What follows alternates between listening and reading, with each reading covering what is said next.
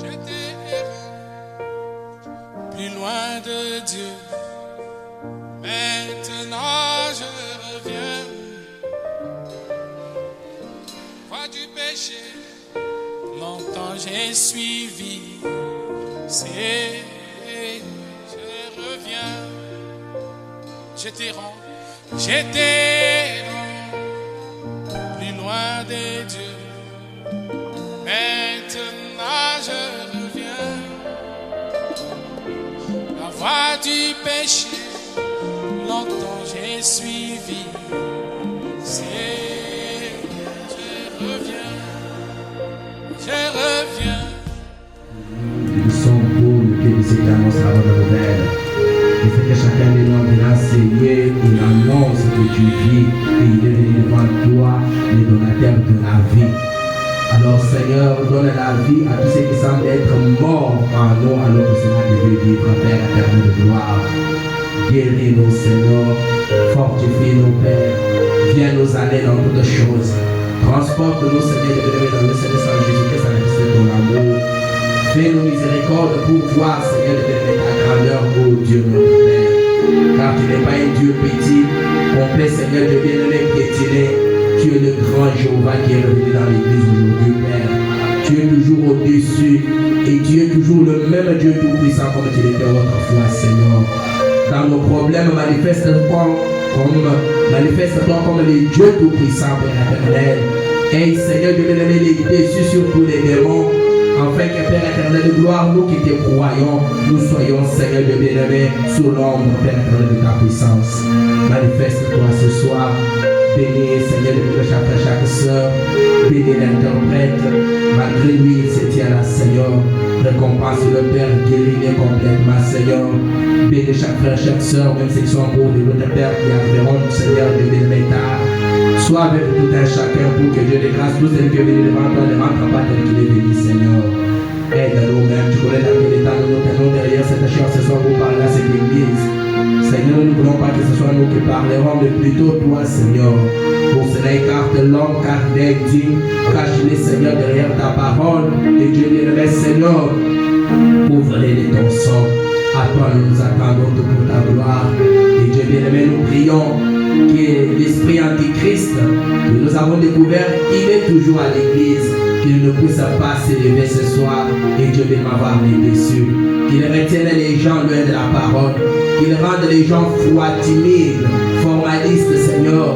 Nous te prions que toi, Seigneur, tu puisses faire revivre ceux qui sont morts, Père, et leur donner la force de te servir et le courage d'aller jusqu'au bout. Nous avons vraiment besoin de toi, car sans toi, nous serons terrassés par le diable. Exauce nos Pères, car nous demandons une foi, au nom de Jésus, notre Sauveur. Amen. Que le Seigneur Dieu vous bénisse richement ce soir. Nous sommes dans la joie de vous revoir dans la maison de Dieu. Et nous vous saluons une fois de plus au nom du Seigneur Jésus-Christ. Est-ce que nous pouvons tous ensemble applaudir le Seigneur?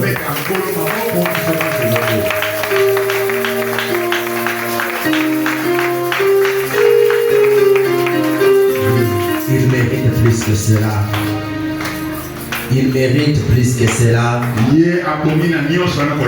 Chaque jour, examinez-vous toujours si vous faites quelque chose pour lui. Parce que vous ne pouvez pas passer toute une journée sans faire quelque chose pour le Seigneur, vous individuellement.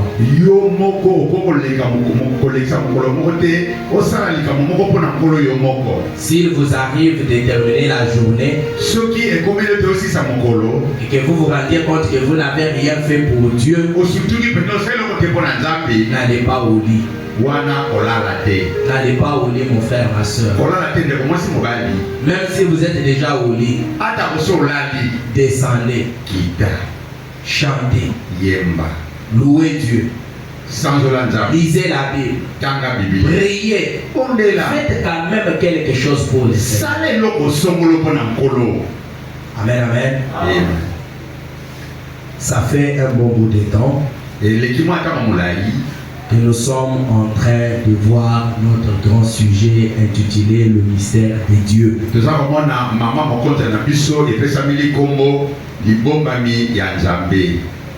Je n'ai pas été si large en enseignant sur cela.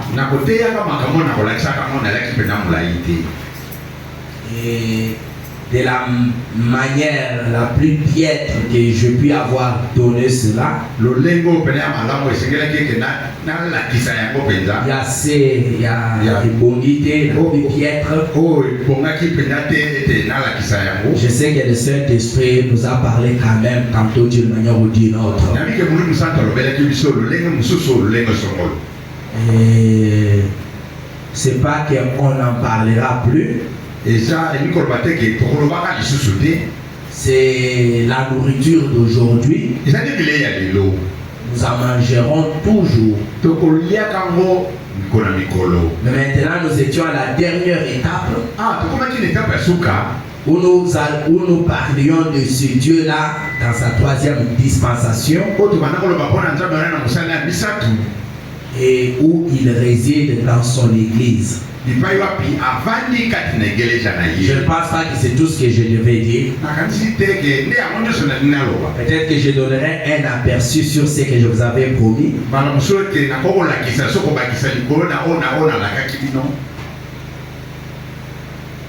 Et ça sera toujours à l'intérieur de ce grand sujet-là.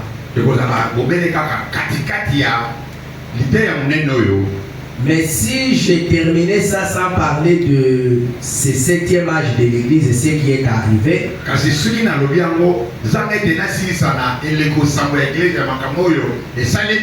nous resterions toujours en suspense. Alors nous veillerons à terminer cela. Mais seulement je me sens un peu épuisé. Et je suspendrai d'abord l'enseignement pendant un temps. Nous reviendrons à nos prédications. Bien sûr, s'il y a des amis qui peuvent nous aider pendant ce temps ou moi-même. Et puis nous parlerons de la suite sous un autre angle. Et comme nous étions en train de parler déjà du temps de l'église, et vous savez que Frère Branham a donné un grand enseignement, une grande leçon sur les 7 âges de l'église qu'il a intitulé Exposé sur les 7 âges de l'église. Ou les 7 âges de l'église.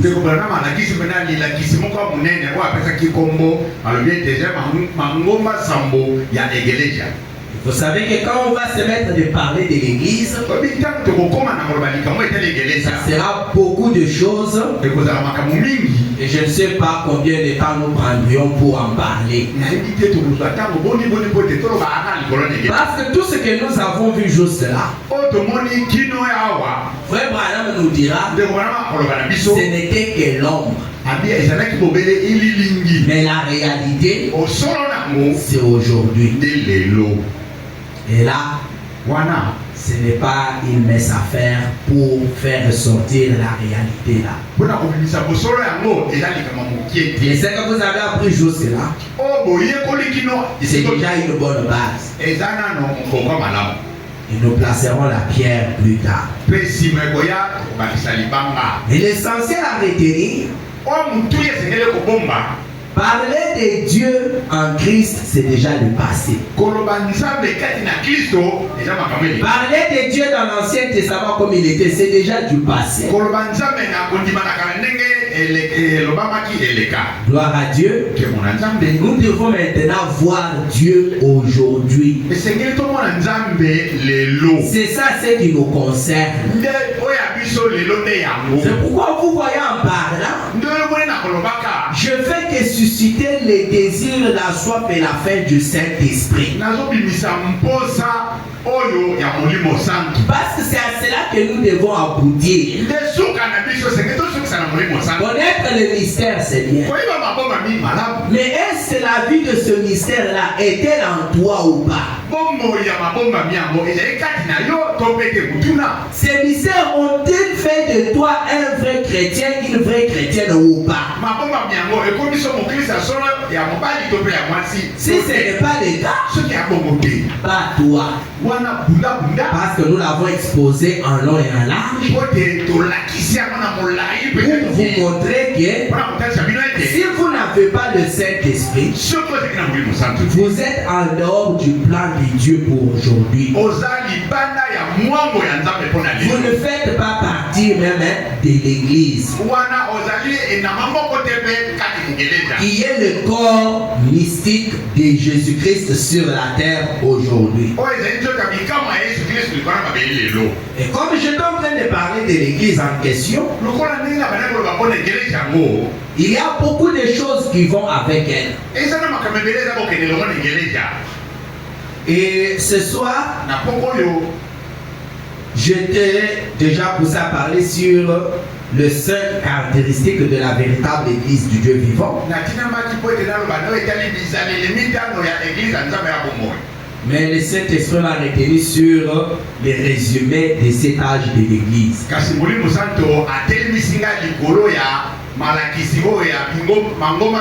Je pense que si j'ai donné les résumés de cet âge de l'église,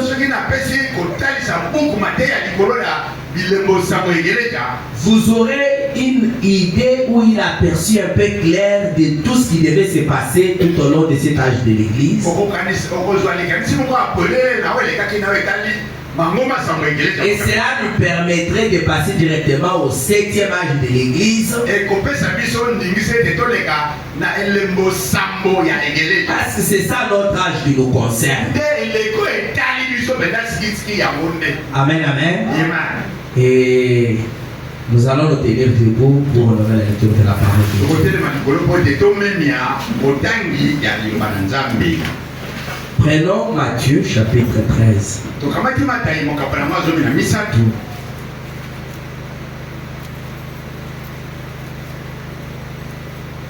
À partir du verset 24.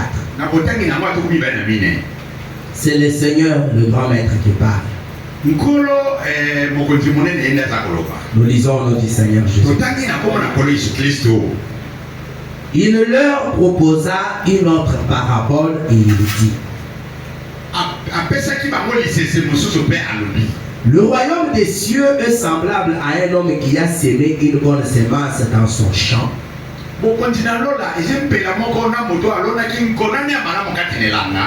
Mais pendant que les gens dormaient, son ennemi vint, s'aimant délivré parmi les bleus et s'en alla.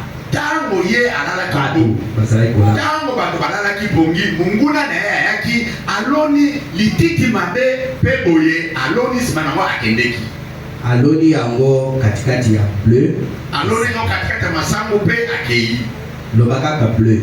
La kati ya bleu. Oui. Lorsque l'herbe eut poussé et donné du fruit, tango matiki ekolipe boti mbuma. Livré parut aussi. Les serviteurs du maître retenaient que l'herbe que le propriétaire du champ avait semé, cette herbe-là avait poussé et avait donné du fruit.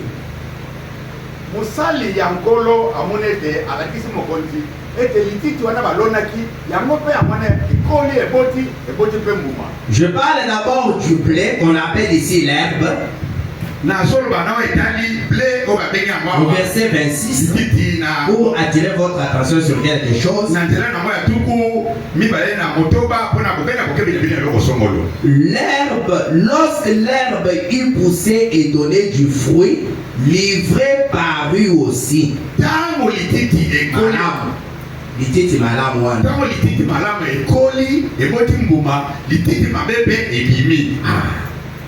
Les serviteurs du maître de la maison vinrent lui dire: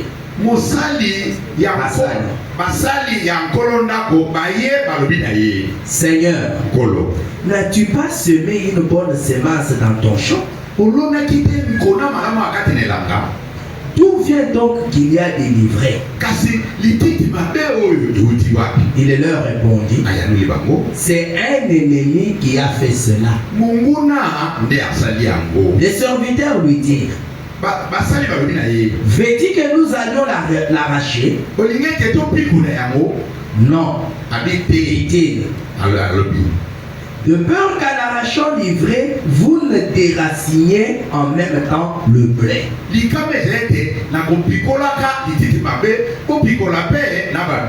Le se croître ensemble l'un et l'autre jusqu'à la moisson.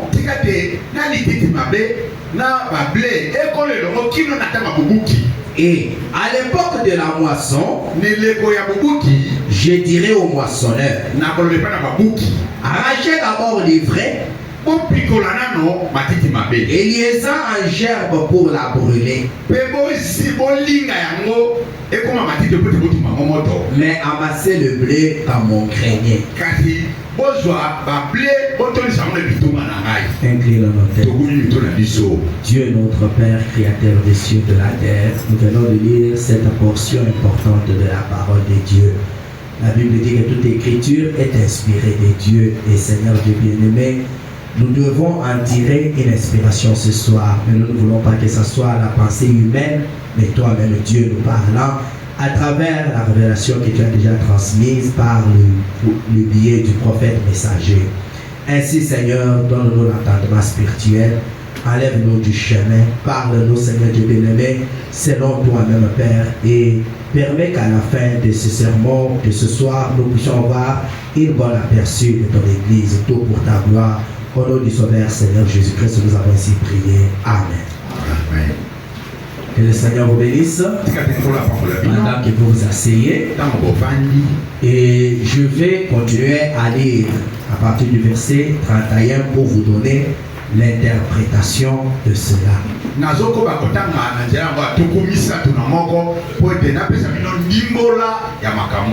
Ou soit à partir des 36.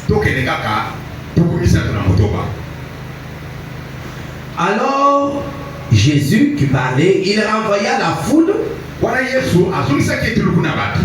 Il était en train de parler sur le royaume des cieux. Et il en parlait en parabole.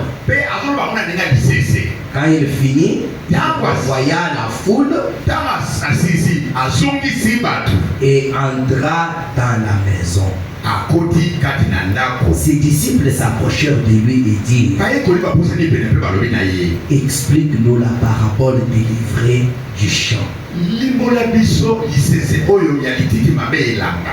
Il y avait beaucoup de paraboles que Jésus leur avait données. Et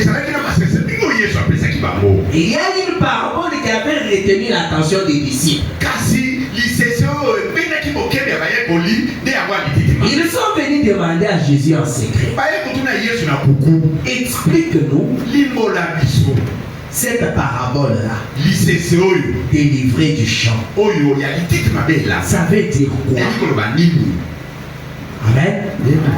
Jésus prend la parole et dit, verset 37, il répondit, celui qui sème la bonne sémence, c'est le Fils de l'homme.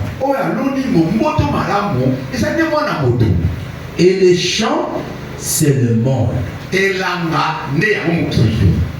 La bonne sémence, ce sont les fils du royaume. L'ivraie, ce sont les fils du malin.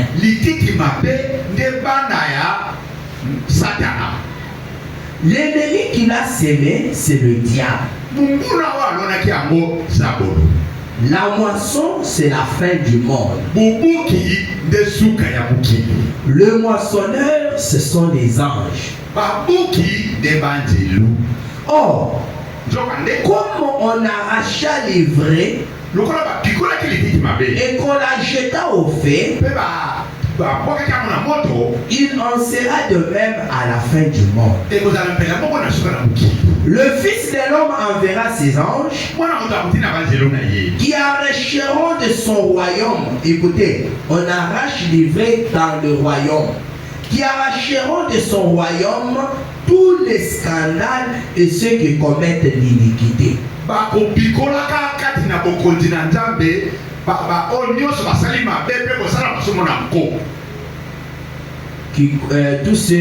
Tous les scandales, oui, ça scandalisé, non?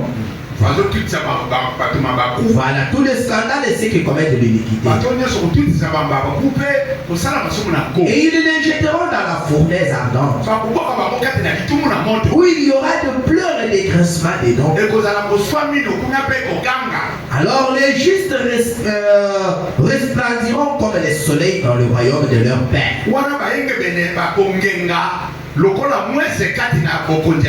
Que celui qui a des oreilles entend, pour entendre, Ayoka. Amen. Nous étions dans le livre d'Apocalypse, où on parlait de l'église. Et à la fin de chaque message qu'un ange donnait pour une église, il utilisait cette même conclusion. Comme le maître lui-même ici dit, que celui qui a des oreilles pour entendre, entende. Amen, amen. Normalement, nous sommes censés parler de l'église, corps de Christ.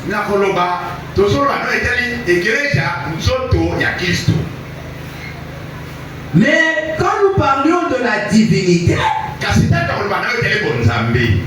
c'est vrai que j'ai réservé d'autres choses comme complément après.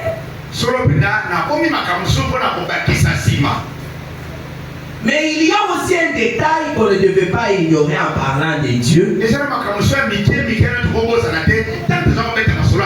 C'est parler de son ennemi. Amen, amen. Et c'est aussi un grand mystère. Quand Frère Branham liste le mystère qui devait être révélé aujourd'hui,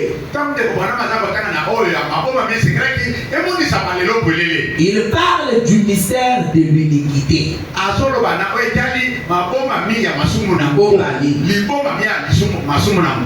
Amen. Mais peut-être ce que je vais dire ce soir, ça va nous donner un aperçu sur l'iniquité. Parce que tout ce que Dieu a fait, c'était par rapport ou pour réagir face à cette iniquité qui s'est introduite dans le jardin d'Éden. Mais en parlant, nous n'avons pas beaucoup évoqué cela. Dieu ne pouvait pas venir se manifester dans la chair s'il n'y avait pas d'iniquité. Parce qu'il est venu en Jésus-Christ pour régler la question de l'iniquité qui avait séparé l'homme d'avec Dieu depuis le jardin d'Éden. Et retenez que depuis que le péché s'est introduit dans le jardin d'Éden, le péché n'a jamais quitté le monde. Bien que Jésus est venu mourir à la croix, cela n'a pas ôté le péché dans le monde. Amen, amen. Les deux arbres qui apparurent dans le jardin d'Éden, les deux arbres qui firent l'éruption qui apparurent dans le jardin d'Éden, l'arbre de la connaissance du bien et du mal, et l'arbre de la vie, vont faire route ensemble jusqu'à la fin des âges. C'est un grand mystère. Et tout ce que Dieu va faire, il le fait par rapport à l'autre là, son ennemi là.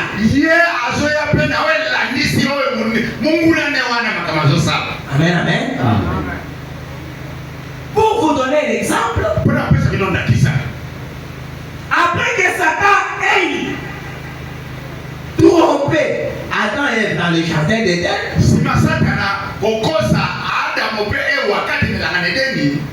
Sachez que dès le départ, puisque le péché n'a pas commencé sur la terre, plutôt il a commencé au ciel.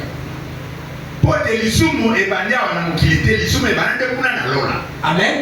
Imaginez-vous ça. Le péché a commencé au ciel. Là où les dieux saints étaient. Le péché ne vient pas de la terre. Le péché tire son origine au ciel. Vous savez cela? Comme Dieu vient du ciel, les péchés aussi viennent du ciel. Les ambitions que Lucifer avait, peut-être on ne va pas parler du mystère de l'iniquité, bien que c'est un grand mystère.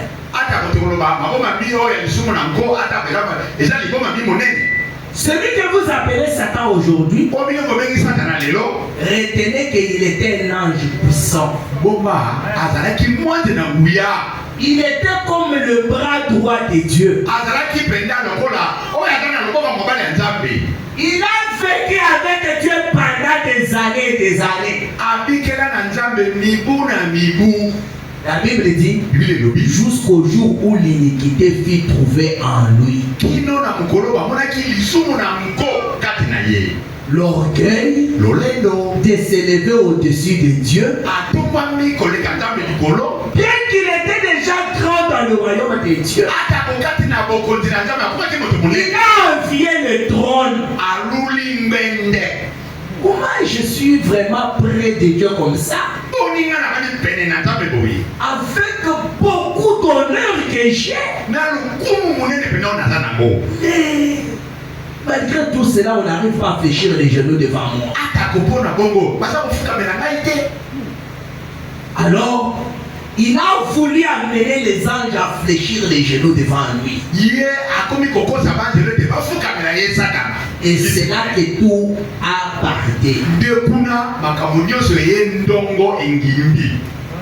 Comprenez que là, nous n'étions même pas là. La bataille que nous avons aujourd'hui sur la terre, ce n'est pas notre bataille. C'est la bataille de Dieu et des anges que nous les humains nous avons hérité. Ce n'est pas notre bataille. C'est pourquoi dans cette bataille, si tu n'es pas de Dieu, ou en d'autres termes, si Dieu n'est pas en toi, tu ne vaincras jamais. Que cela vous pénètre encore davantage. Parce que vous venez à l'église, vous pensez que l'église c'est un endroit comme tous les endroits. C'est pourquoi vous êtes le même juste ce soir. Mais laissez-moi vous dire que vous êtes dans un champ de bataille où Dieu lutte pour vous avoir et où le diable lutte pour vous avoir. Vous êtes entre les deux puissances. Il reste d'un côté par celle de Dieu et de l'autre côté par celle de Satan. Et tout dépend de votre attitude. Maintenant, vous voyez les gens dans l'église. Je ne sais pas si c'est pas ignorance. Mais ils sont distraits. Comme s'ils n'étaient pas dans les champs de bataille. Ils font les choses selon leur propre compréhension. Comme s'ils étaient le maître dans cette bataille. Mais l'homme occupe une grande place dans cette bataille. Parce que c'est lui qui détermine qui gagnera et qui perdra. Yende azozwa ekatelo ete nani akolonga nani bakolonga. Par quoi? Par son libre arbitre. de se choisir ce qu'il veut. Dieu présente la parole. Au même moment que Dieu présente la parole, le diable est dans l'église, dans les bas ou à la chair, pour t'amener à dire non à cette parole-là. Et ça, c'est un grand mystère. Je ne vais pas parler du mystère de l'iniquité, mais je vais peindre quelque chose qui vous permettra de savoir comment fonctionne l'église de Dieu. Parce que si nous ne comprenons pas cela, et que nous citons dans le 7e âge directement, peut-être qu'on n'aura pas quelqu'un qui parlera de ça. Il y aura un grand trou qui va rester en nous. Parce que tout ce que Dieu fait a un but. Pourquoi Dieu est revenu dans cet âge? Il y a un but, non? Et nous devons connaître ce but-là. Je vais parler sur seulement l'exposé ou plutôt sur les résumés des âges. C'est tellement important que je ne vais pas prêcher sur ça. Mais je vais faire jouer la bande. Mais comme on n'a pas la version française, je vais dire, soyez attentifs. Dès que ça sera le temps, comme j'ai déjà consommé beaucoup de minutes, on va arrêter et nous continuerons. Soyez maintenant éveillés et soyez attentifs. Parce que pour parler de l'église, on devait parler de tous les livres. Mais je vais parler du résumé parce que c'est le prophète de lui qui a donné ces résumés-là.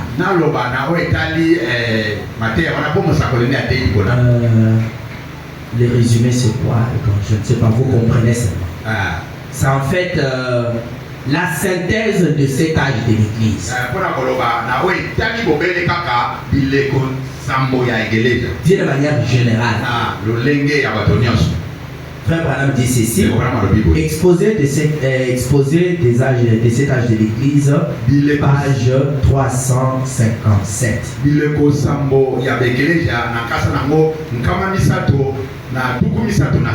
Donnez-moi l'attention. Résumé des âges.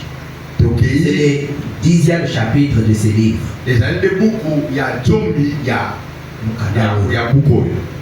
Notre étude ayant consisté en un exposé verset par verset de passages de l'écriture qui traite de cet âge,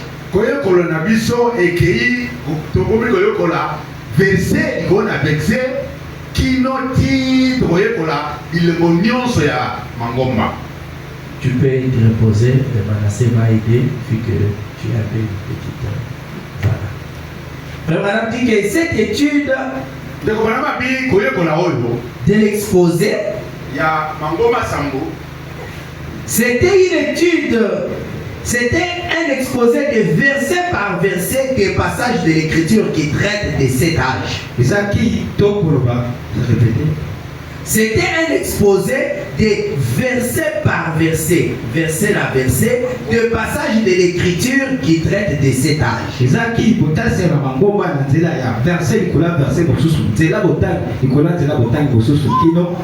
Nous n'avons pas fait ressortir suffisamment les schémas historiques continus de l'Église. Le tableau de l'Église. C'est donc ce que nous proposons de faire dans ce chapitre-ci. En commençant à à l'âge d'Éphèse, poursuivre tout au long des âges d'Église et son histoire telle que l'Esprit de Dieu les a montrés à Jean.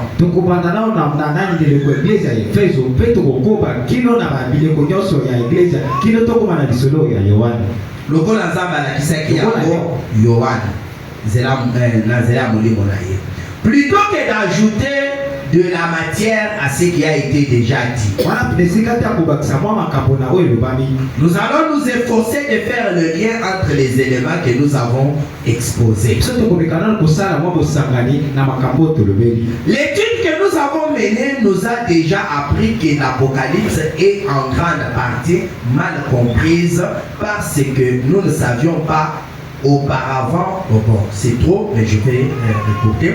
L'étude que nous avons menée nous a déjà appris que l'Apocalypse est en grande partie mal comprise.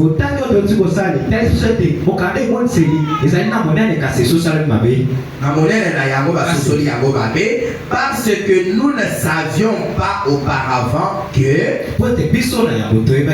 l'église de laquelle et à laquelle il est parlé dans les livres n'est pas uniquement l'Ecclésia. Ecclésia,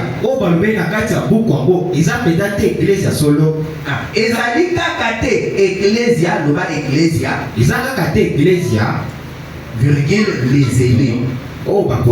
Donc le mot, l'étymologie des mots ou l'interprétation des mots Ecclésia veut dire les élus. Le corps de Christ, l'épouse. Amen. L'église dont on parle dans Apocalypse là, comme nous en avons déjà vu le mercredi, Frère Branham dit, il ne s'agit pas uniquement de l'église, corps de Christ ou de l'épouse, ou des élus, mais tout l'ensemble des gens qui se disent chrétiens,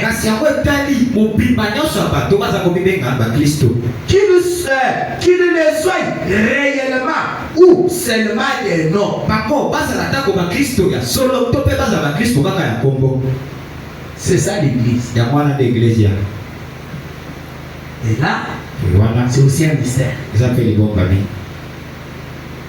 L'église du Nouveau Testament dont nous allons parler, Frère Branham attire notre attention qu'il ne s'agit pas seulement de l'Ecclésia qui veut dire les élus, le corps de Christ ou l'épouse,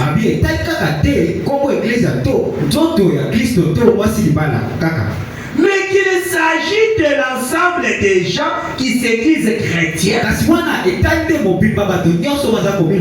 qu'ils soient chrétiens réellement ou qu'ils ne soient du nom tout court.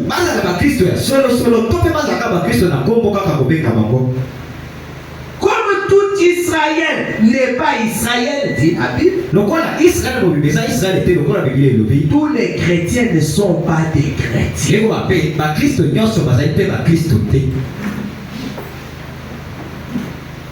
Vraiment, donnez-moi l'attention.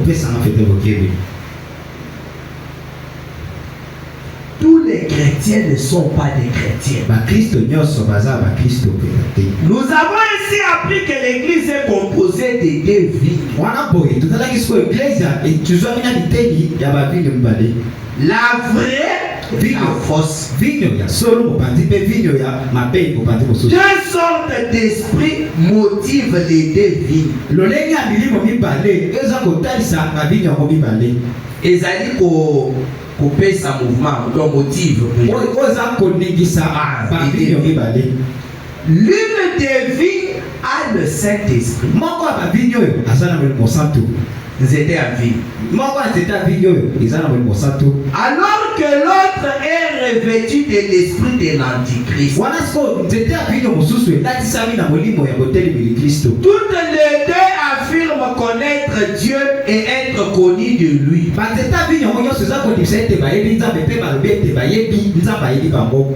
Toutes les deux prétendent parler de la part de Dieu. Toutes les deux croient certaines vérités très fondamentales.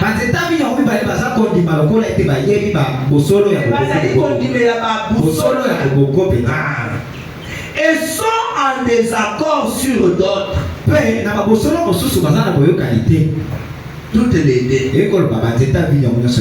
Mais comme toutes les deux portent le nom du Seigneur en s'appelant chrétien,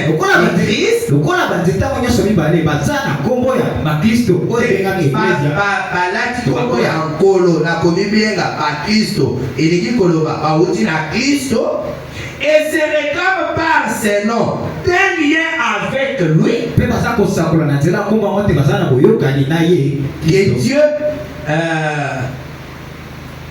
que Dieu appelle mariage.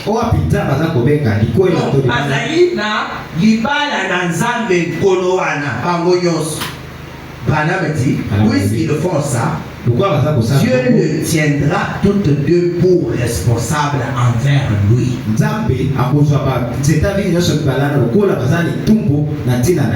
Et par conséquent, il s'adresse aux deux. Vous avez compris? L'église du Nouveau Testament, que nous devrions voir, c'est une église qui a des faces. C'est une église qui a même temps. Pas la même là en même temps, mais elle a des esprits en son sein.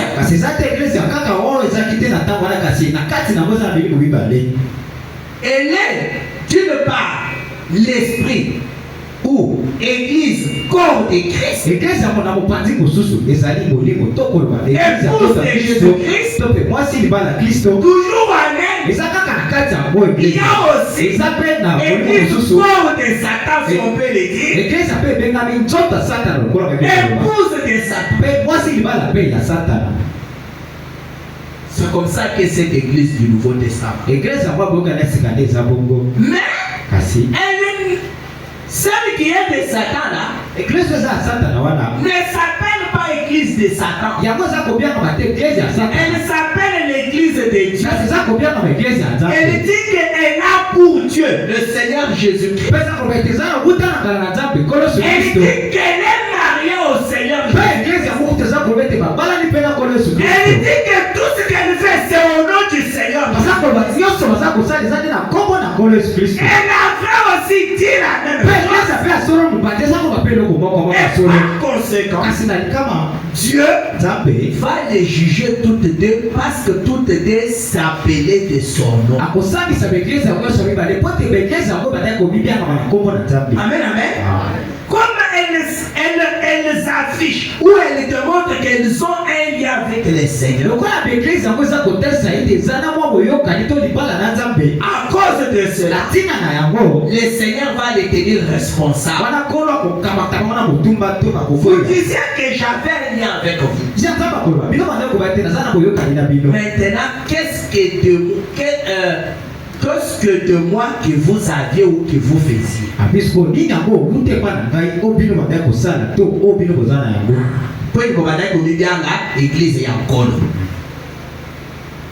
Toutes disent qu'elles sont partantes de la Pentecôte.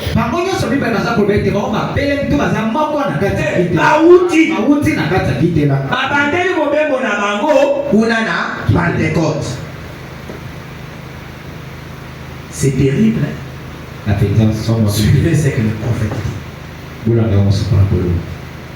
C'est très important. Frère Branham dit,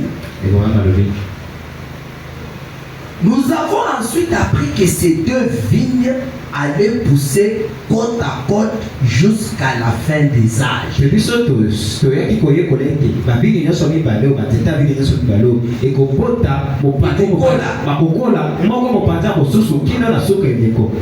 Où elles arriveraient toutes les deux à maturité et seraient toutes les deux récoltées. La fausse vigne ne parviendrait pas à à vaincre et à détruire la vraie vie. Kasi vino oyo lukuta ozeta vino lukuta oyo kokoka te kobebisa to koblonga vino ya solo. Mais la vraie vie n'arriverait pas non plus à amener la fausse vie à une relation salvatrice avec Jésus-Christ. Kasi vino ya solo kokoka te kobeba nzeta vino oyo ya lukuta na mwa boyokani moko mpenza ya bango na Yesu ya lobiko na Yesu. Est-ce que vous comprenez ça?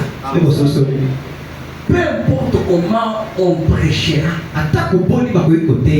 peu importe comment la puissance de Dieu se manifestera dans l'église, il n'est pas donné à la vraie église d'amener la fausse église dans une relation salvatrice par Jésus-Christ.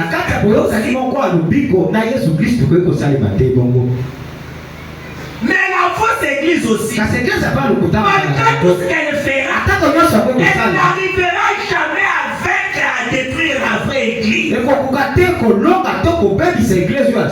Mais toutes seront ensemble. Je vous dis, Dieu aura un grand travail dans le Nouveau Testament qu'il n'en a eu dans l'Ancien Testament. Dans l'Ancien Testament, Dieu avait une épouse. C'est vrai que cette épouse-là lui a fait faire ça. Ma soeur Mélanie, quelle était l'épouse de Dieu dans l'Ancien Testament?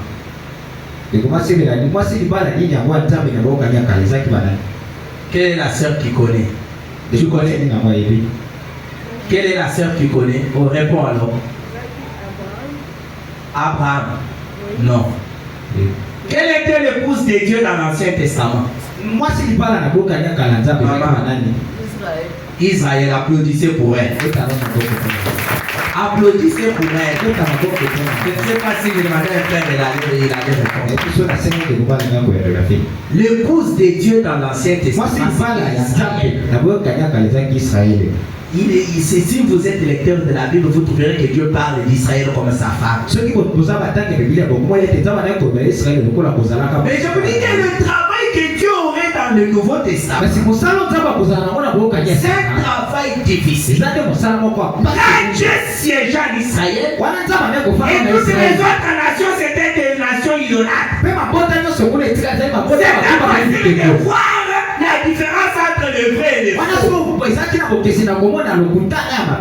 Amen, amen.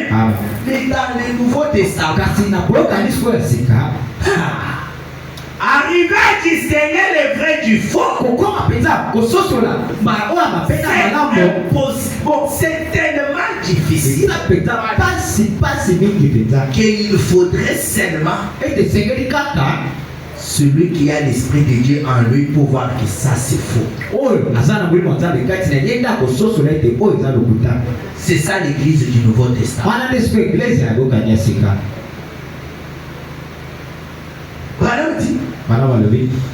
Ça serait impossible que la vraie église amène la fausse église à une relation salvatrice avec Jésus-Christ. Donc, il n'y aura pas moyen qu'il soit sauvé.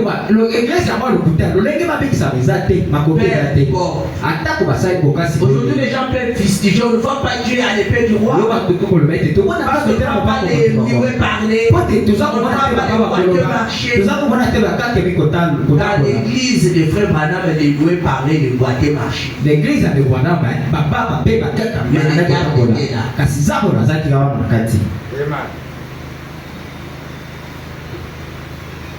c'est pour que vous qui êtes de la vraie église, ça vous reconnaissez comme tel, que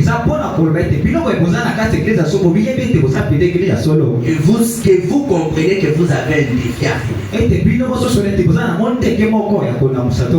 Si vous ne relevez pas les défis, c'est que cette église est dominée par la force. L'église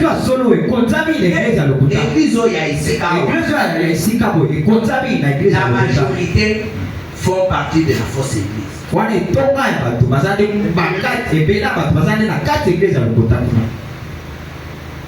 Frère Branham dit ceci.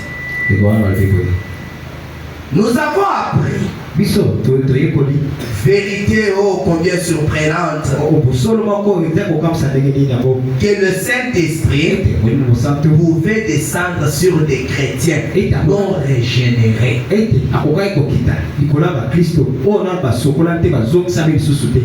Yassika. De la fausse vie.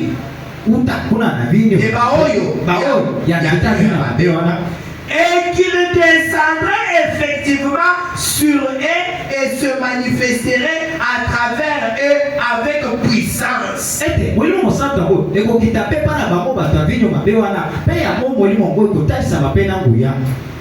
Par divers signes et prodiges, de même que Judas a eu un mystère indéniable dans le Saint-Esprit. Et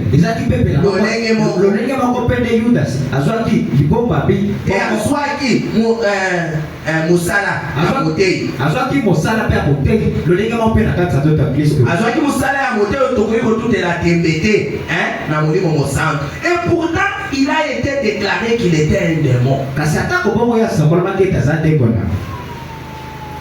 Le Saint-Esprit qui est descendu le jour de la Pentecôte, qui s'est subdivisé sur les apôtres. Le grand mystère est qu'il est descendu aussi sur la fausse église. Il accomplirait des signes et des prodiges au sein de la fausse église. De la même manière que Judas, qui était un démon, mais a fait des miracles, a prêché dans le Saint-Esprit.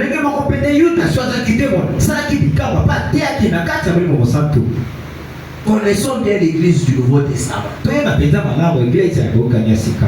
Parfois c'est une manière qu'on n'a pas l'habitude de parler.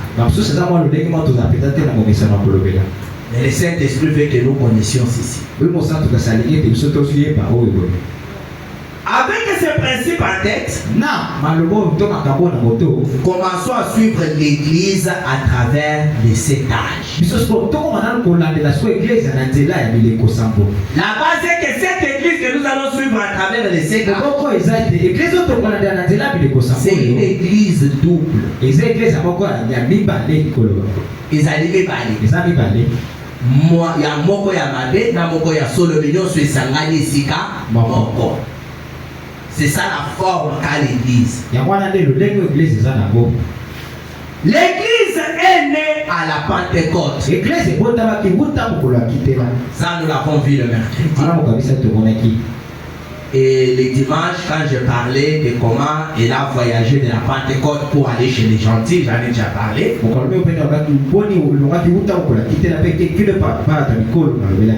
Cette église est née à la Pentecôte.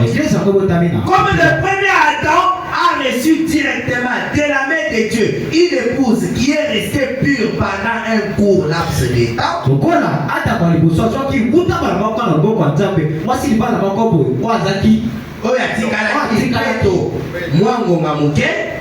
De même Christ, le dernier Adam, a reçu une nouvelle épouse pure à la Pentecôte. Il s'appelle le Christ. Il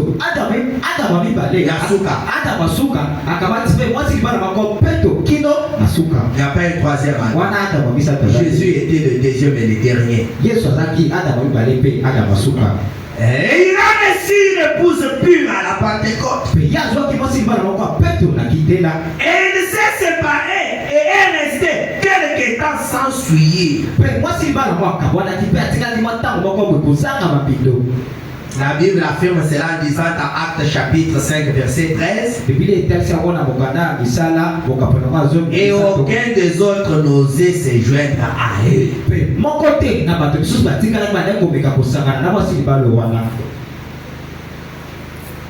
Et le Seigneur ajoutait chaque jour à l'église ceux qui étaient sauvés. Selon Acte 2, 47.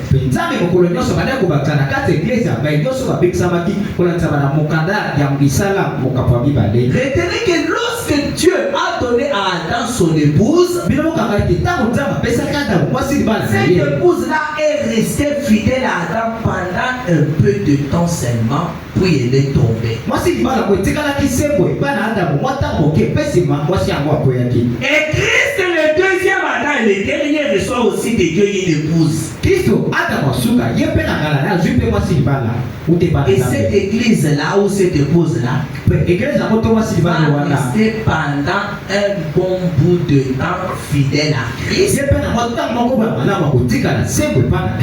Mais il finira par tomber. Quand est-ce qu'elle est restée fidèle? Et quand elle était fidèle, aucun pécheur n'osait se joindre à elle. Et ceux qui faisaient partie de cette église, c'est Dieu seul qui les prenait dans le monde et qui les ajutait. Elle était sans tâche. Madame dit, nous ne savons pas combien de temps cet état de choses a duré. Mais un jour, tout comme Ève avait été tentée et séduite par Satan, l'église a été contaminée par l'entrée d'un esprit antichrist.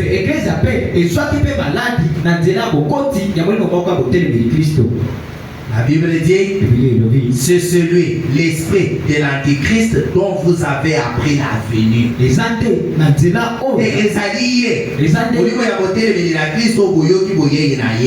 Et qui maintenant est dans le monde.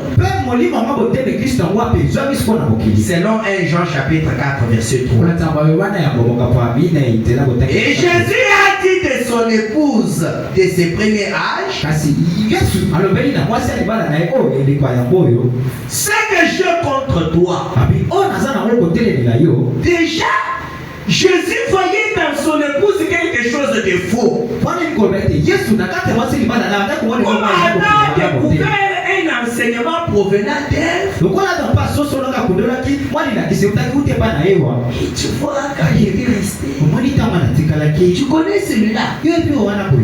Comme le diable était vraiment, comme le serpent était proche de l'homme. Il était comme un homme debout. Et tu le connais, oui. Il m'a dit ça. Il t'a dit ça. Adam a découvert en Ève quelque chose de faux. La Bible dit, Jésus aussi avait déjà découvert dans son épouse quelque chose de faux. Et Jésus a dit de son épouse dans ses premiers actes, c'est le jeu contre toi, c'est qui lui a abandonné ton premier amour. Une église glorieuse, sainte, qui avait avalé Dieu, qui était devenu le corps de Dieu sur la terre.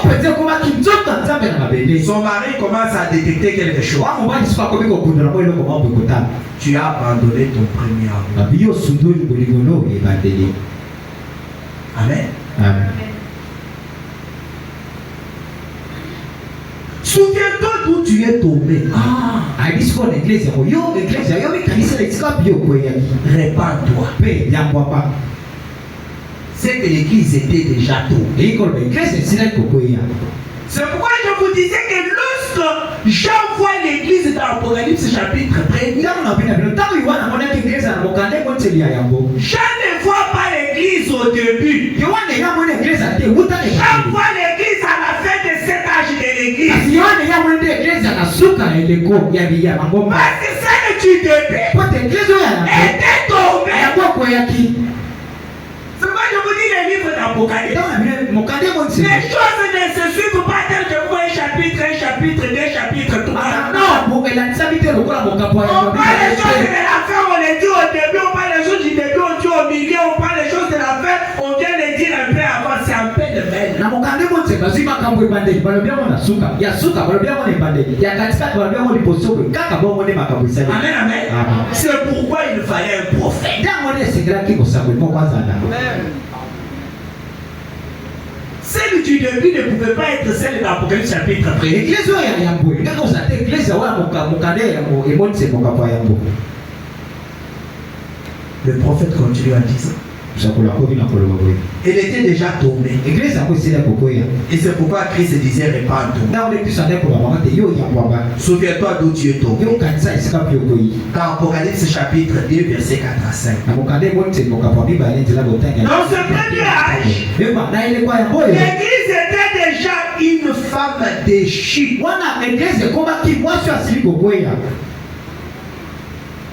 L'église de la Pentecôte, la puissante là, où les signes, les miracles et les prodiges se passaient. Elle était déjà une église déchue. Comme Satan avait connu elle, Satan avait maintenant séduit l'église,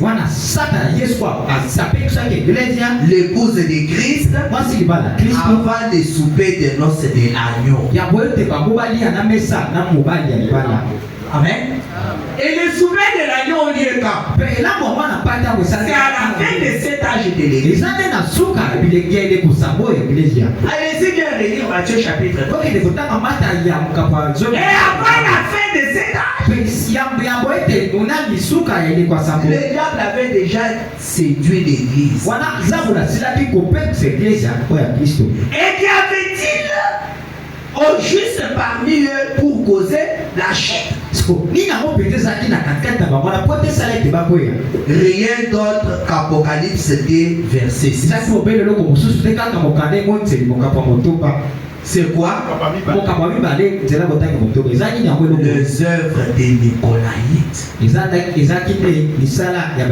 C'est ce qui a causé la chute de l'église. Le premier âge avait déjà cessé de suivre la pure parole de Dieu. Ils avaient violé l'exigence de Dieu d'une église entièrement dépendante de lui.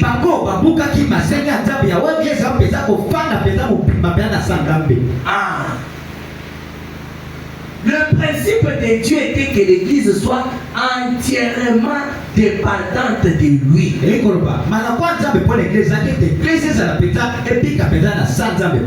Voilà. Et ils avaient déjà violé cela. L'église devait être dépendante du Seigneur, s'en remettant entièrement à Dieu pour que Dieu accomplisse sa parole de A à Z sans recourir au gouvernement humain. Et qu'est-ce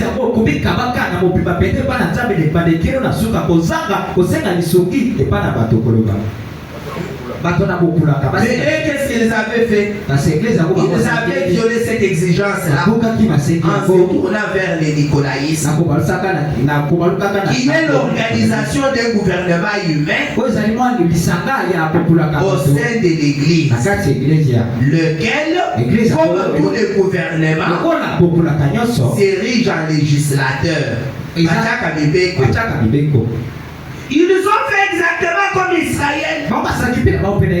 Par opportunisme, ils ont remplacé la parole et l'esprit par le gouvernement humain.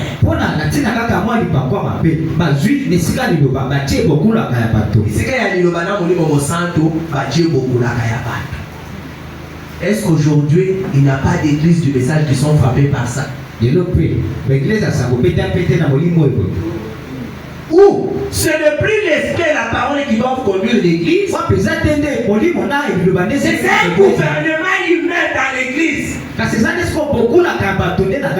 pasteur, les associés, les diacres, les administrateurs qui ont un mot à dire à la place de toute l'église.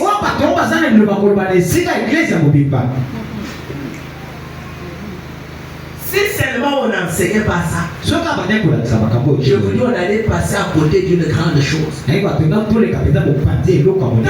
églises-là, on enseigne le mystère. Dans ces églises-là, on je ne sais comment. Mais ils sont sous cette emprise. Apparemment, c'est l'église du Seigneur Jésus. On y croit le prophèt. On pêche avec le prophète. Mais après, dit, c'est la fausse église. Parce que ce n'est pas les frères la parole qui ont la prééminence. C'est un gouvernement humain qui se cache derrière la parole de Dieu. Qui dirige ces églises. Ouvrez les yeux. Frère Madame dit, la mort était entrée. Comment le savons-nous? N'entendons-nous pas la voix de l'esprit qui s'est élevé en ces derniers âges? Pour tous ceux qui veulent bien entendre, alors qu'il appelle à celui qui vaincra, je donnerai à manger de l'arbre de vie dans le paradis des dieux. Vous n'entendez pas ça? L'église avait déjà trop absorbé de l'arbre de la mort.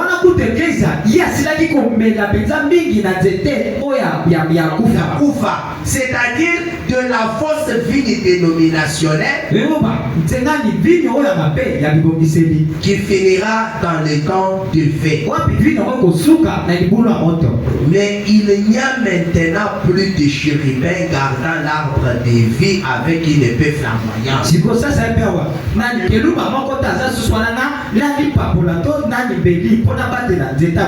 Amen, amen. Il n'y a pas moyen de faire maintenant la différence entre l'arbre de la vie et l'arbre de la connaissance du bien et du mal. Parce qu'aujourd'hui, il n'y a plus de chérubins qui protègent l'arbre de la vie. Avec une épée flamboyante. Maintenant, écoutez, Dieu ne quitte plus l'église. Je vais lire jusqu'à la fin. Il n'y a plus de chérubins pour protéger la bonne église. Mais qu'est-ce qui se passe maintenant? Amen. Amen. Dieu ne quitte plus l'église. Comme il avait quitté l'Éden. En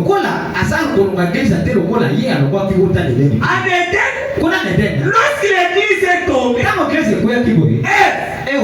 Dieu a quitté le jardin d'Éden. Il est retourné au ciel. Mais dans cette deuxième église, quand l'église tombe, Dieu ne la quitte pas. Pourquoi? Vous allez comprendre. Maintenant, Dieu ne quitte plus l'église comme il avait quitté l'Éden. Oh non! Il restera constamment au milieu de son église jusqu'au dernier âge. Et jusque là, il appelle chacun à venir. Vous comprenez? On dirait que Dieu est perdant. Mais qu'est-ce qu'il résout? Malgré ça, je ne quitte pas. Pourquoi? Frère Branham dit, Dieu a juré que cette dernière ère ne tombera pas. Si seulement Dieu la quitte parce qu'elle est tombée, ça n'est fini d'elle. Dieu n'a su même dans la chute.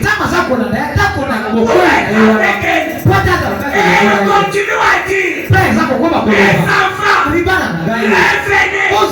Même si vous êtes tombés, revenez. Je suis là. Je ne vous abandonne pas. Je ne vous quitte pas. Parce que quand j'avais quitté, quand j'avais laissé les gens, c'est à donner l'occasion à Satan de construire son Éden sur le bien. Pas vraiment parler d'un message il a été construit pendant 6000 ans. Comme Dieu a pris le temps de construire le monde pendant 6000 ans. Le diable a construit son Éden pendant 6000 ans. Alors vous voici la boutique qu'elle a été. Après ici église, là il y a l'église. Pourquoi? Parce que Dieu est déjà marié à l'église. Il ne peut plus la quitter. Et si les gens comprenaient ça, on ne parlait pas de la seconde venue. Je ne sais pas. Tout part de là. Tu as décidé malgré tout de rester sur la terre. Parce que si nous abandonnons, Jésus ne viendra pas mourir pour la deuxième fois. Il est là, dans l'église, dans le gâchis. Venez, je suis là, je vais vous accueillir. J'ai déjà versé mon sang. Qui que vous soyez, pécheur, pécheresse, est-ce que les gens entendent?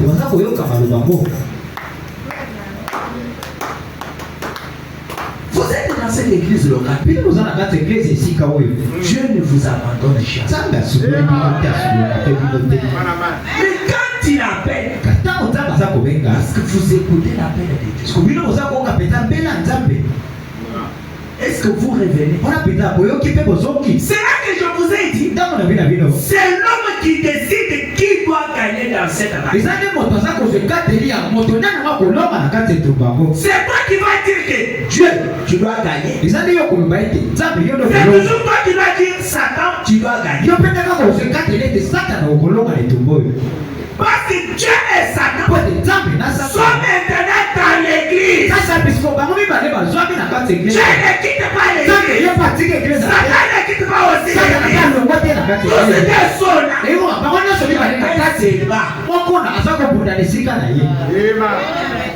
Maintenant, toi, comment tu facilites à Dieu la tâche pour vaincre? Et qui est-ce qu'on doit vaincre? Yo. Oyo. Quand vous avez la Satan, vous allez kobuna. Vous dites à Kolongo yazana yo nangai. So kiza malongi yo. Okomi moungu na ye. C'est ce que Paul a dit. Je suis prisonnier de Christ. Quand j'étais en train d'étudier sur ça, j'ai compris que frère Madame dit cette église corps de Jésus-Christ est fait des gens qui sont prisonniers de Christ. Maintenant, toi, tu es dans l'église. Regarde-toi. Tu es prisonnier de Christ ou tu es un homme ou une femme libre. Si tu es libre, comprends de quelle église tu fais partie. Si tu es prisonnier de Christ, comprends de quelle église tu fais partie. Mais Dieu est là en train d'appeler les esclaves de Satan qui sont dans son église. Venez.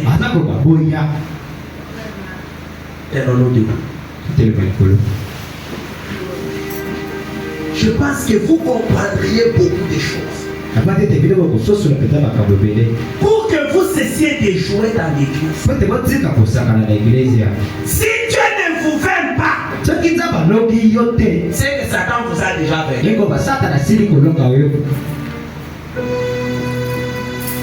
Quand nous entrerons en profondeur, vous-même vous comprendrez de qui vous êtes fils. Qui est votre père? Votre ADN vient Parce que comment on peut être l'église de Dieu? Mais dans cette église-là, les choses que nous faisons, on se demande, on est du monde ou on est de l'église? La réponse est ici. Que chacun de nous retienne ça. La réponse est ici. Les prédateurs vont mourir pour rien.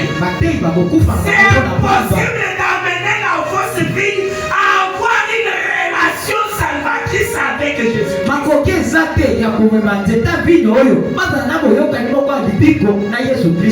pourquoi quand on arrive à la fin, la Bible dit que celui qui est souillé s'essuie encore. Et celui qui est simple se sanctifie encore. Il n'y a plus rien à faire.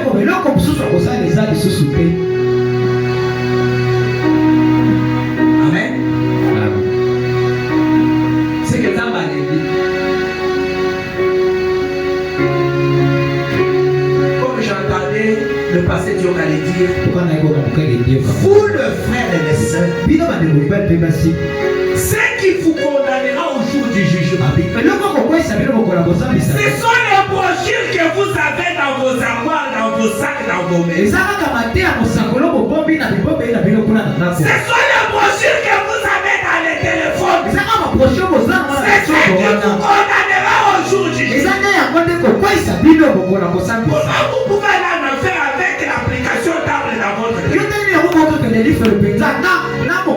On a dit d'aller en enfer et il y a une église comme le Père du Roi d'Amer. Et on vous n'irez pas en enfer. Vous êtes déjà dans l'enfer. L'enfer se manifeste par la vie que vous menez. Le royaume des cieux se manifeste aussi par la vie que vous menez. Mais la corde de la parole de Dieu va jusque dans l'enfer pour qu'il y ait peut-être un rescapé qui peut saisir et qui peut être sauvé.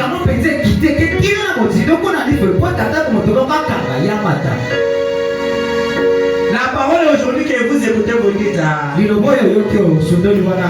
wana otebiso makambo ya bapentekotiste tebiso makambo ya lelo nde lilobo bamosusu okika bakutani na yango balingoli masumu na bango bazwi molimo santu. La maladie de l'église, c'est ça. Que Dieu nous aide à bien comprendre ça. Inchangeable, mais dans la présence du Fils de Dieu. Pourquoi? Tu es livré. On ne peut rien faire.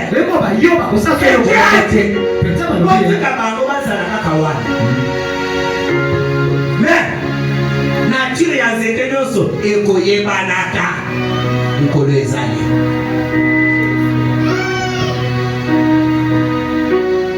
Je ne sais pas ce qu'on va nous appeler.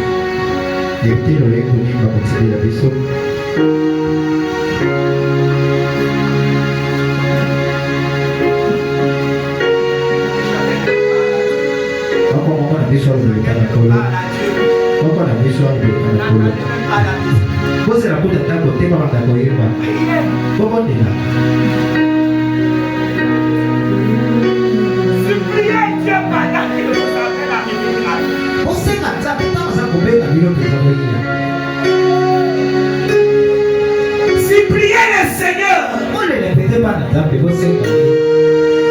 nous vivons dans un jour très mauvais. Et c'est le temps de la moisson. Quelle est la nature de fruit que toi tu produis? Les fruits délivrés ou les fruits du blé? L'église est pleine de ce fruit. Mais toi tu manifestes quel fruit?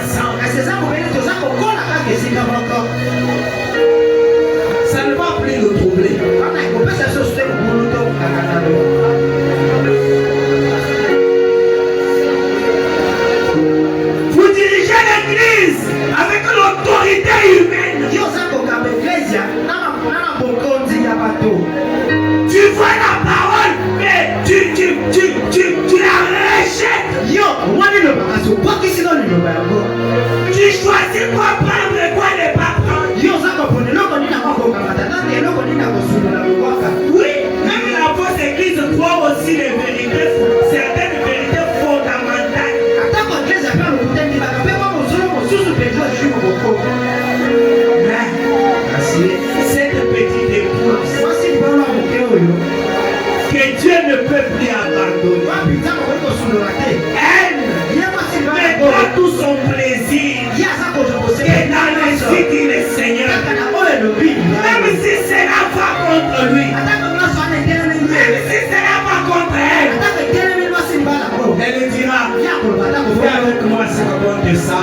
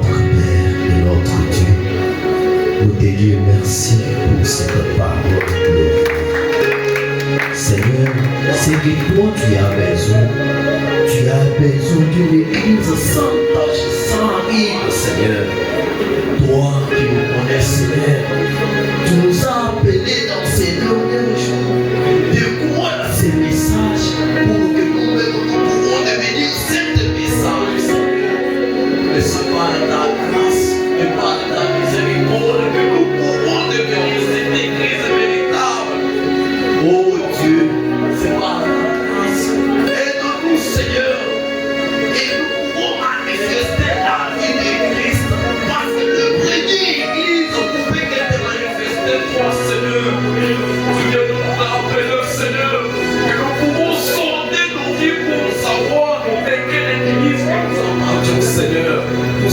te pardonnerai. Mais nous te prions, Seigneur, de nous pardonner. Et de nous purifier, Seigneur. Nous sommes déjà bénis dans ces messages. Nous ne pouvons pas être bénis dans ces messages. Laisse que ces messages nous purifient. Et ces messages nous sanctifient. Pour une vraie église qui vient avec le Seigneur. Mais par nous-mêmes, nous ne pouvons pas devenir. Par nous-mêmes, nous ne pouvons pas devenir. C'est par ta grâce, mais par ta miséricorde que nous pouvons devenir cette église authentique. Oh, aide-nous. Aide-nous à méditer profondément sur cette parole. Parce que cette parole est lourde. Et cette parole est merveilleuse, Seigneur. Laisse-nous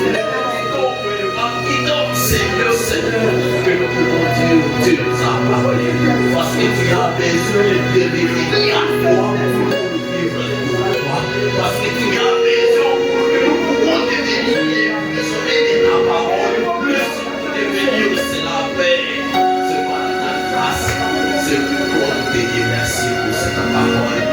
Bénis ton serviteur, bénis cette église, nous nous avons à toi, au nom du Seigneur Jésus-Christ. Amen. Que Dieu te bénisse pour la prière. Que le Seigneur bénisse chacun de vous. Amen. Applaudissez d'abord pour le Seigneur Jésus-Christ. Dieu soit loué pour avoir permis que maman Odette marche encore et vienne au milieu de nous ce soir.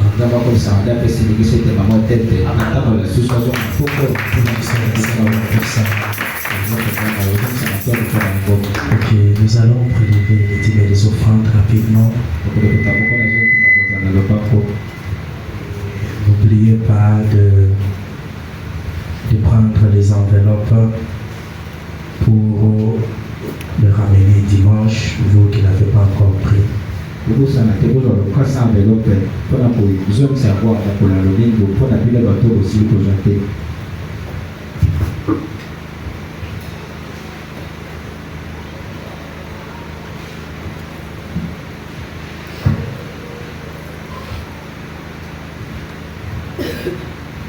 Nous allons continuer avec ce résumé les dimanches. Et c'était beaucoup, mais je notais qu'à la deuxième page,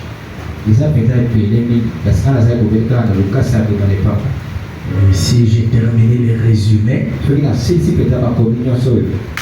c'est alors que je peux alors quitter la chambre. Peut-être un frère peut d'abord prêcher pendant une semaine. Selon la conduite du Seigneur, je reviendrai, je terminerai l'enseignement sur le mystère de Dieu.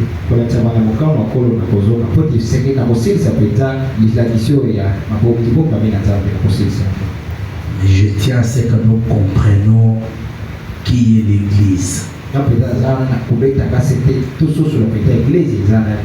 Parce que c'est ce qui nous concerne. Aujourd'hui, Dieu c'est dans l'homme. On ne peut pas passer cela. Oh, c'est le but du message. Le reste, ça viendra. Mais parlons d'abord de nous, parce que c'est nous qui sommes les temples de Dieu aujourd'hui. Nous sommes les temples de Moïse. Nous sommes les temples de Jérusalem. Nous sommes le corps de Jésus-Christ. C'est nous qui abritons maintenant Dieu. Parlons maintenant de nous.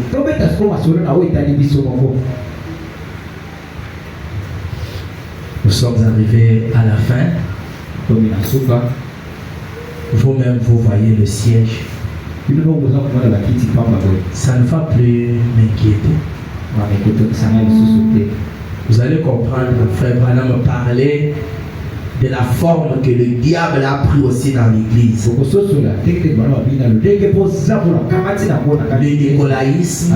nicolaïsme, le balamisme, l'enseignement de Jézabel, il va coiffer. Donc, en d'autres termes, on comprendrait un tout petit peu le mystère de l'iniquité, mais pas en profondeur, parce que si le Seigneur nous donne l'occasion, on prêchera sur le mystère de l'iniquité.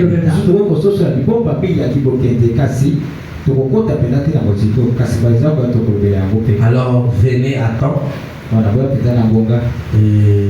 Et je ne cesse de le dire, peut-être c'est l'ignorance qui fait que les autres viennent en retard, mais je vous demande le culte débute à 9h juste et venez à temps.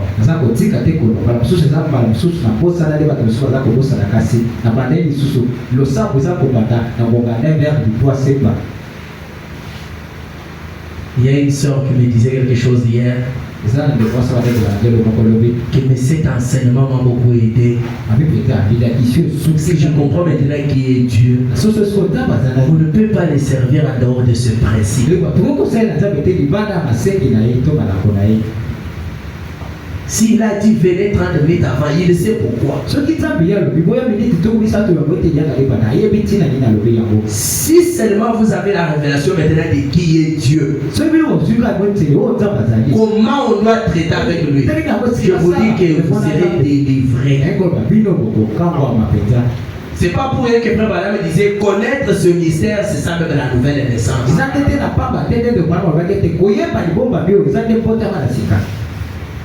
Ici, ce n'est pas venir Dieu donne-moi les Saint-Esprit, non. Mais ici, c'est connaître.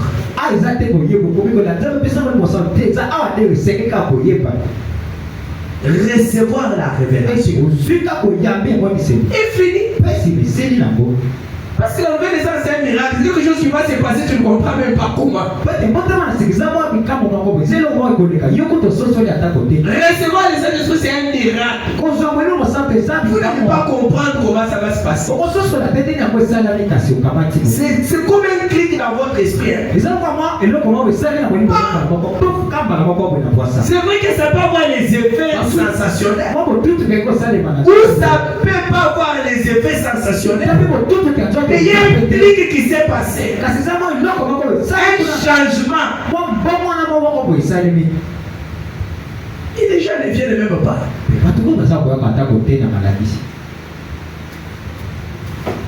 Dieu sait qui sont les siens qui ne le sont pas. Et seulement nous comprenons que tous ces gens-là se trouvent dans la même église. Maintenant, nous nous déposons la parole pour que chacun soit juge. Comme Jésus a dit, jugez-vous vous-même afin que vous ne soyez pas jugés. Si vous vous êtes trouvé digne, bien, si vous êtes trouvé digne, Dieu vous appelle. Je suis là, et salut est encore possible. Mais qui peut se juger que c'est qu'il y a une conscience qui travaille? Si toi ta conscience est déjà obscurcie,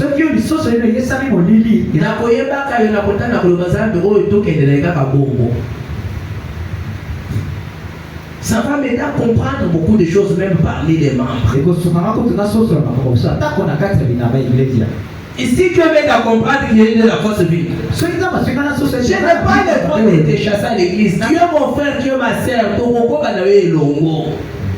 Mais souka, les yomoko commis sa raison au tort. D'accord. Que le Seigneur vous bénisse. Nous allons nous retrouver les dimanches matins. Envoyer des enfants à l'école très tôt et donner leur l'offrande. On va commencer à vous rappeler même des petites choses pour que vous veniez quand même à Dieu. L'amour de Dieu fera ça. Ok, que le Seigneur vous bénisse. Nous allons incliner la tête. Tendre bien-aimé, nous louons ton Saint-Nom car tu es bon. C'est pas la sagesse de l'homme qui peut nous dire ces choses, mais c'est ta sagesse, oh Dieu. Merci pour William Marana. Merci Seigneur pour la voix de Dieu. Merci pour Frère Joseph Branham. Merci Seigneur pour tout ce qui est fait pour que nous ayons avec nous les bandes et les brochures. Tu avais raison de dire emmagasiner la nourriture. car il y aura une grande disette sur la terre. Nous sommes dans le temps où il y a une grande famine, mais Dieu, nous nous ressourçons, Père, à la source de la bonne nourriture. Merci pour avoir prêté nos esprits, pour écouter, pour entendre, pour comprendre, pour croire. Ce que nous te demandons, c'est une grande foi, car ce qui détermine tout dans cet âge, c'est la foi. Bénis-nous, Seigneur, bénis ton peuple. Change le mauvais qu'il devienne de bon. Sauve les perdus, donne-leur la vie, car tu as dit le Fils de l'homme est venu pour donner la vie. Bénis cette église, guéris-la, Seigneur, spirituellement, matériellement, physiquement, financièrement, Père, au nom de Jésus-Christ. Bénis les offrandes que tes enfants t'ont apportées. Sanctifie cela et reçois cela comme une offrande de bonne odeur. Merci, Seigneur. Raccompagne-nous dans nos maisons. Garde-nous jusqu'à dimanche si tu ne venais pas. Et rassemble-nous encore pour nous parler de ta part. Nous t'avons demandé avec foi. S'il y en a qui n'étaient pas venus pour une raison quelconque, bénis-les aussi là où ils sont et sois avec eux, Père. Nous te les demandons ainsi au nom de Jésus-Christ, notre Sauveur. Amen. Que Dieu vous bénisse. Allons dans la paix du Seigneur Jésus-Christ.